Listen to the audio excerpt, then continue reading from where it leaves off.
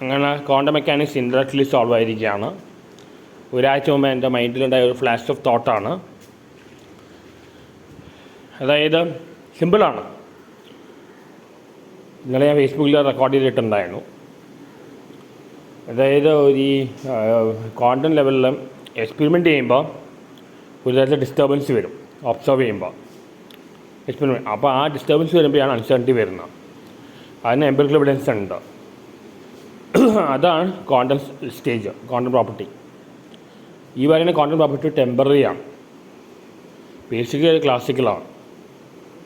ഞാൻ പണ്ട് എൻ്റെ മനസ്സിൽ അതിനോട് ഒരു തോട്ടായിരുന്നു, ഒരു ക്വസ്റ്റ്യനായിരുന്നു, എന്തുകൊണ്ട് ക്ലാസിക്കൽ പ്രോപ്പർട്ടി ക്വാണ്ടത്തിൽ വേറെ പ്രോപ്പർട്ടി അതിൻ്റെ ആവശ്യമില്ല. ക്വാണ്ടം സൂപ്പർ പൊസിഷൻ ആയാലും ഇതെല്ലാം ഒരു ടെമ്പററി ഫിനോമിനലാണ്.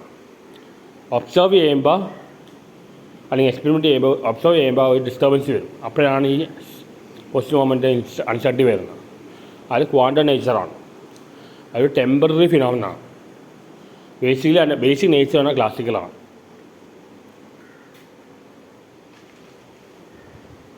ഇത് എൻ്റെ മനസ്സിലുണ്ടായ ഒരു തോട്ടാണ്. ക്വാണ്ടം മെക്കാനിക്സ് ടെക്നിക്കലി സോൾവ് ആണ്, പക്ഷേ ഇൻഡയറക്ട്ലി സോൾവ് ആയപ്പോഴാണ്. അതായത് വളരെ സിമ്പിളാണ്. അതായത് ഒബ്സർവ് ചെയ്യുമ്പോൾ ഡിസ്റ്റർബ് ആവും, അപ്പോഴാണ് പോസിറ്റീവ് മൊമെൻ്റം അൺസർട്ടനിറ്റി വരുന്നത്. അത് ക്വാണ്ടം നേച്ചറാണ്, അത് ടെമ്പററി ആയിട്ടുള്ള അവസ്ഥയാണ്. അത് ബേസിക് നേച്ചർ ക്ലാസിക്കലാണ്. അപ്പോൾ അങ്ങനെയാണ് ഇൻഡയറക്ട്ലി സോൾവ് ആയത്.